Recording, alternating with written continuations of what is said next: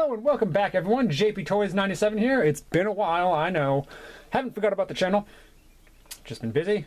As I said, there's sometimes stretches where there's just no videos coming. But either way, we're here today to review 1992 Jurassic Park Dinosaur Escape card game by Parker Brothers. If you tuned into a previous video I did, I actually also reviewed The Lost World Jurassic Park by Parker Brothers.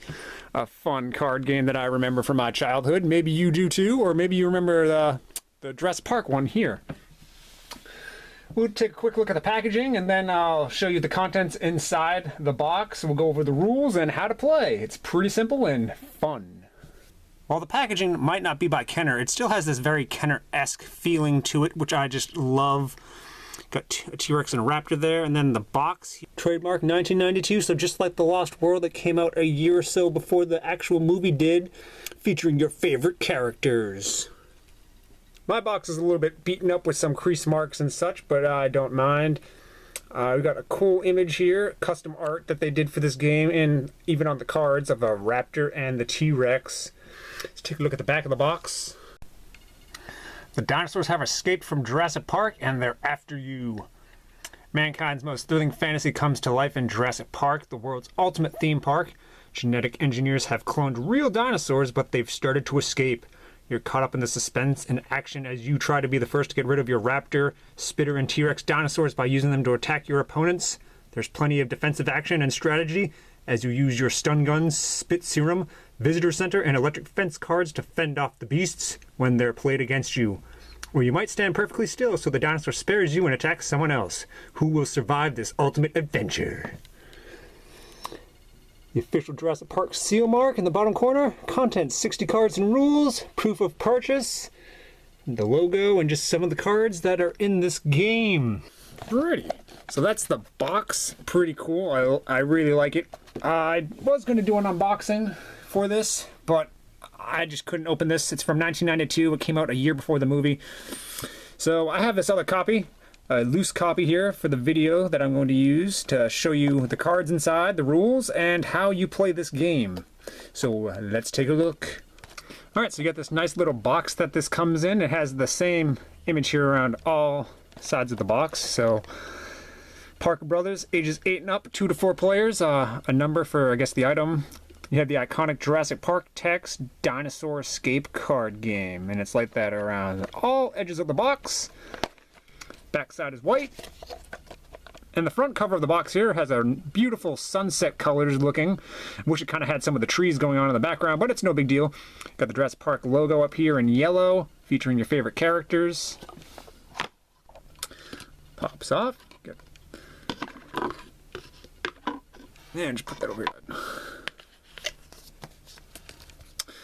Similar to The Lost World, you get this little flippy out rule book that I'll just glance over here quick.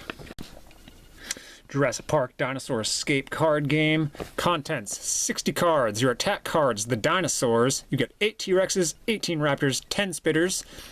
Defense cards: 6 spit serum, 6 stun gun, 6 stand perfectly still, 2 electric fence on, 4 visitor center cards. In the object of the game, to escape from the dinosaurs in Jurassic Park. If you're the first player to get rid of all your dinosaur cards, you win the round. The first player to win 3 rounds wins the game and escapes. The rest are trapped with the dinosaurs until you play again. I mean, you think if you're trying to escape Jurassic Park, you'd be working as a team to get everyone off the island, but no, it's like, listen here, Red, there's only one seat on that boat ride out of here, and I'm gonna make damn sure my butt is in it, even if I have to leave you behind. So you think you'd be working together as a team to get off the island, but no, the game's rather cutthroat. You're trying to be the first one off the island. I'm not gonna read the entire, I mean, it's only one page that's folded front and back, but I'm just gonna glance over this. So I'm just going to do a quick little glance over here. You feel free to pause if you want to read up on something rather than me reading the entire rules here, just like I did with the Lost World game. I'm going to simulate a couple turns to explain how the game plays. It's pretty simple and easy to pick up. Very beginner friendly for new players to jump in. Pretty cool, pretty cool. And I actually had an opportunity to play this game with some friends before filming this review, so I can actually give some insight and opinions about how our games went.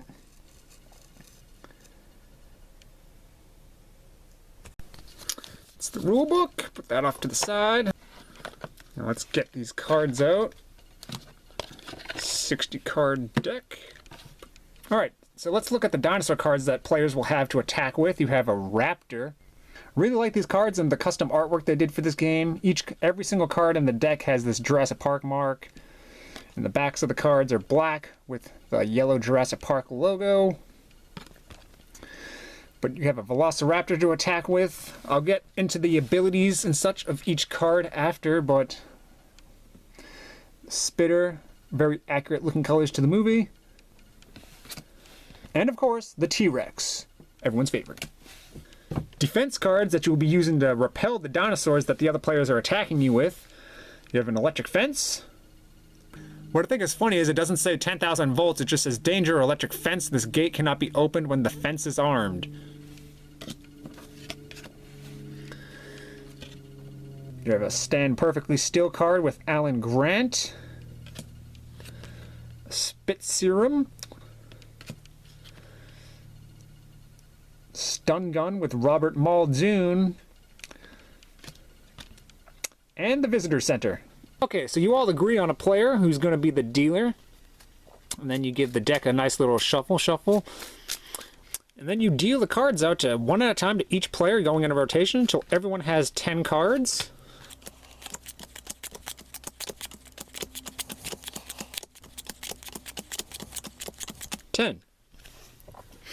Take the remaining cards and form a draw pile in the center of the table or wherever you happen to be playing the game. Players will look at their hand, and the rules is if it says you haven't got a dinosaur card in your opening hand, all the players have to put their cards back in, and you reshuffle until everyone has at least a dinosaur card.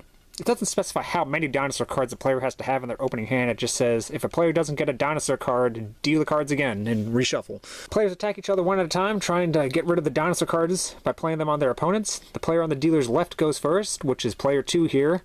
So let's see what they got. Okay, so player 2 is going to be going first here and attacking because the opening turn of the game, he doesn't have to defend against anything. So he can attack with the Rex, which attacks alone, one card at a time. It can also be used as a defense card, but we'll get into that during the defense phase. Spitter card. Spitter attacks alone, one at a time, but it attacks any player, not necessarily the player on the left. So he could play this on player 3 or on player 1, me. So if player 2 decided to play his Spitter on me, player 3's turn would be skipped, and I would instantly go into defense phase. He also has 2 Raptors, and the ability for the Raptor is it attacks alone, or it can attack into a pack up to 3, so you can drop 3 Raptors at once if you have them in your hand. Player 2 here only has 2, so we'll say he just plays his 2 Raptors on player 3. And that's his opening turn. So then play shifts, player 3's turn. Let's see what they have in their hand. Okay, so for defense cards, player 3 has a good amount of options here.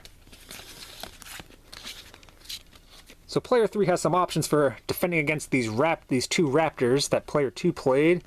Visitor Center defends against any one dinosaur, so any dinosaur. In this case, it would be a Raptor, so that Raptor has been defeated.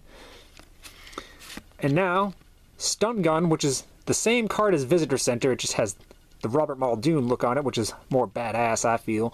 But Stun Gun also defends against any one dinosaur at a time, so he could play that on that Raptor. Or Stand Perfectly Still, which is kind of like hot potato past the dinosaur. So he could play that on this Raptor. Defends you against one dinosaur at a time, pass the attacking dinosaur to the player on your left. So it attacks them instead of you. Discard Stand Perfectly Still card, as this is a defense move. You still get to attack the player on your left with one of your dinosaurs. So this is kind of like a way to really pile dinosaurs onto another player. So we'll say he does that.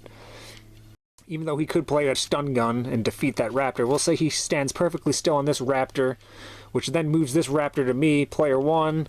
Discard pile, we'll say just up there. Discard pile. And now his attack phase.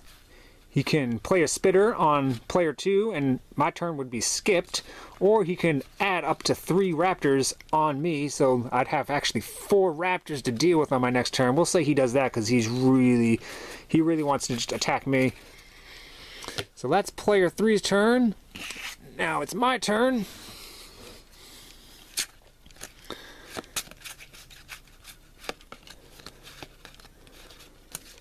So what I have in my hand is I can use a stun gun to defeat one of the raptors.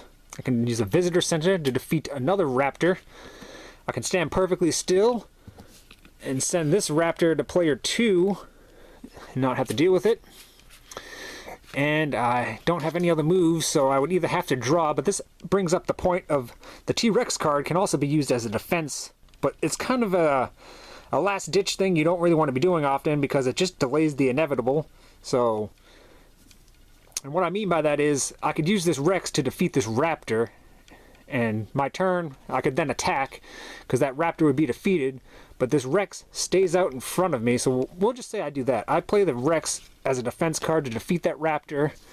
So all these cards go to the discard pile. I've defended myself, but that Rex stays in front of me until my next turn, so I'm going to have to deal with them. And we'll say I do exactly what player 3 just did to me. We'll send 3 more raptors the way of player 2, and my hand's getting pretty low right now.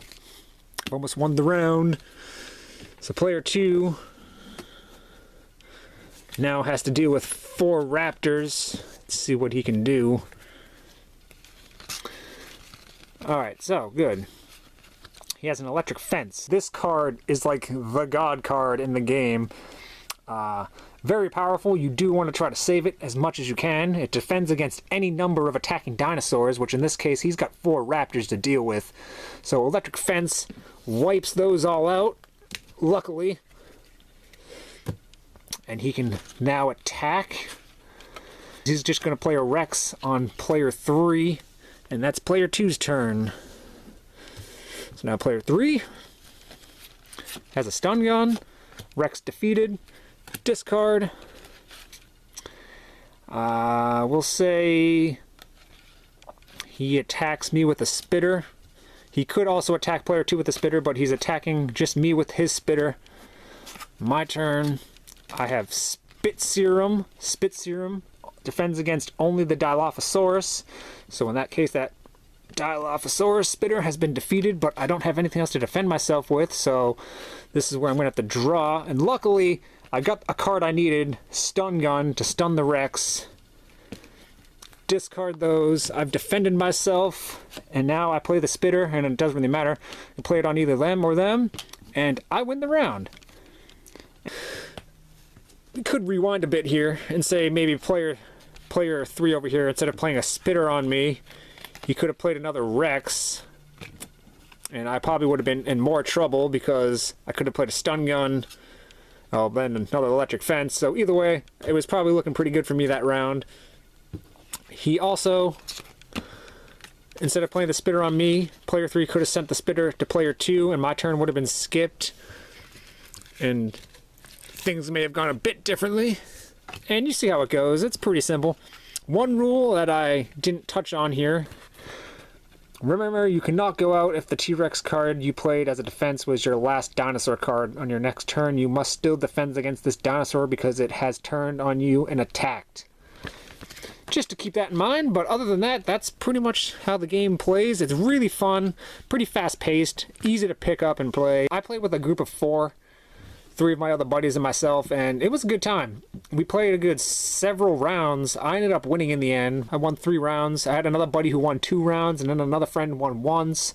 So it was pretty even. No one really felt like they were ever out of the game. So yeah.